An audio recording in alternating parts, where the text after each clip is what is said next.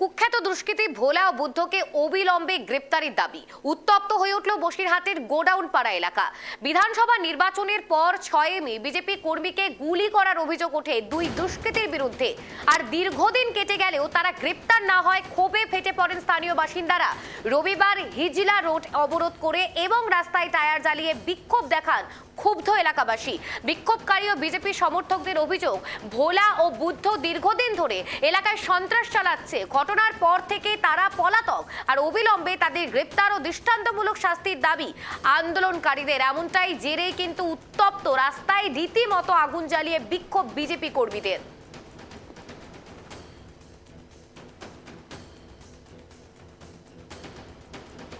গ্রেপ্তার করে তাদের থানায় ধরে নিয়ে যান। পুলিশ কেন এখনো পর্যন্ত তাদের ধরছে না, তাদের গ্রেপ্তার করছে না কেন? এটাই আমরাও তো ভয় ভয় করে থাকছি, যেহেতু আমরা স্টেশনে থাকি। আমাদের এটাই ভয় পাচ্ছি যে আমাদের ছেলেমেয়ে আমরা রাত্রির ভিতরে আমরা যে রাত্রে বাড়িতে বেরোতে পারছি না, ভয় পাচ্ছি।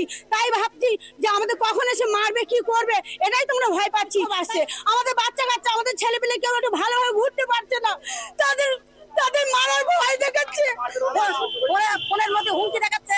আমরা ঝাঁটা নিয়ে দাঁড়াইছি বলে আমাদের মতো ভয় দেখিয়েছে যে তোরা সাবধানে থাকিস, তোদের মারার ব্যবস্থা করবে। তাহলে ছেলে বলে নাকি আমরা ভয়তে ভয়তে থাকবো। ভোলা বুধো এটা গুলি করার পরে এখনো ঘুরে বেড়াচ্ছে, প্রকাশ্যে ঘুরে বেড়াচ্ছে, এখনো ঠেট চলছে। বাড়ি এসে রাত্রি এসে ওরা মানুষকে এখনো ভয় দেখাচ্ছে।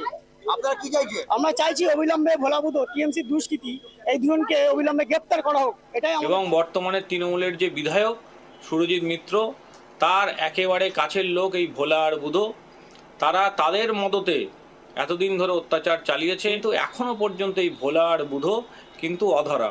পুলিশকে বারংবার অভিযোগ করেছে সেখানকার এলাকাবাসী। আমরা ভারতীয় জনতা পার্টির থেকে বারবার আবেদন করছি যে এই ভোলা ও বুধোকে, এই ধরনের দুষ্কৃতী এবং তাদের সাঙ্গপাঙ্গ যারা আছে এলাকাতে, তাদেরকে ধরা হোক।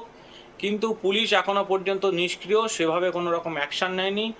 সেই জন্য মানুষ আজকে স্বতঃস্ফূর্তভাবে আজকে রাস্তা অবরোধ করেছে এই ভোলা আর বুধোর গ্রেপ্তারের দাবিতে।